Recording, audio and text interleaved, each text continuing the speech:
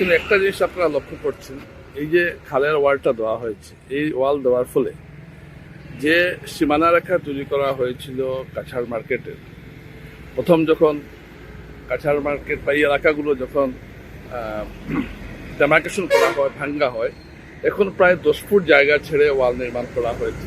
অর্থাৎ এই 10 ফুট জায়গা এইদিকে যাদের ভাঙ্গা হয়েছিল 2016 সালে, তারা এই 10 ফুট জায়গা পেয়ে যাচ্ছেন এমনিতে, তারা এখানে আগামীতে ব্যবসা করতে পারবে। তাহলে এত কষ্ট করে রাঙ্গির খাল যে জবরদখল মুক্ত করা হয়েছিল, সেটা কি হলো, এই একটা প্রশ্ন কিন্তু এখন উঠতে শুরু করেছে। আপনারা এইদিকে আবার দেখুন, এদিকে আবার দেখুন, এদিকে আমরা দেখতে পাচ্ছি, আমি একটু সামনে যাচ্ছি, এখানেও দেখুন আপনারা,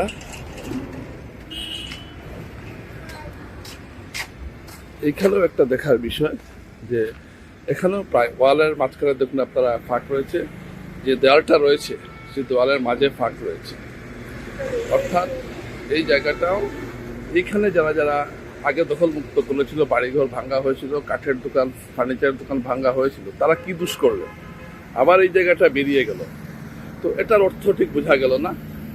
এই জায়গাটা কি সরকার অন্য কোনো কাজে লাগাবে, নাকি এর সামনে যাদের বাড়ি আছে বা ফ্ল্যাট আছে তাদেরকে দিয়ে দেওয়া হবে, নাকি এটা রাস্তা হবে, এটা কিন্তু পরিষ্কার হওয়া প্রয়োজন। এই জায়গাটা হলো রাঙ্গিরখাড়ি পয়েন্টের, রাঙ্গিরখাড়ি সেতুর ঠিক সামনে। দর্শকরা, এটা অত্যন্ত একটা বিচার করার বিষয়। এত কষ্ট করে ভাঙ্গা হলো, হ্যাঁ, মানুষের অনেকগুলো ঘর ভাঙ্গা হয়েছিল সেই সময়টায় রাঙ্গির খালকে দখলমুক্ত করার জন্য। কিন্তু আজকে যদি রাঙ্গির খালের গার্ডওয়াল দেওয়ার পর যদি রাঙ্গিরখাড়ি পয়েন্টের এই জায়গাগুলো যদি আবার 10 ফুট ছেড়ে দেওয়া হয়, তাহলে তো যারা পাশে আছেন তারা পেয়ে যাচ্ছেন এটা। এই বিষয়টার কি সমাধান হতে পারে, এবং এ নিয়ে নানা ধরনের প্রশ্ন ওঠা খুব স্বাভাবিক।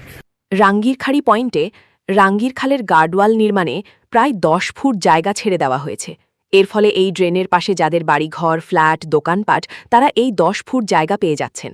রাঙ্গিরখাড়ি সেতুর দুপাশে চণ্ডীচরণ রোডের ও সংশান রোডের সংযোগস্থলের উল্টো দিক পর্যন্ত যারা ড্রেনের পাশে, তারা সবাই এই জায়গা পেয়ে যাচ্ছেন। এমনকি একটি নতুন বাড়ি উঠছে। অথচ আজ থেকে 10 বছর আগে এই জায়গা থেকে অনেককে উচ্ছেদ করা হয়েছিল খালকে জবরদখলমুক্ত করতে। তাহলে তারা কি দোষ করেছিলেন? আর কেনই বা এই 10 ফুট জায়গা সরকার ছেড়ে দেবে? এই প্রশ্ন এখন উঠছে।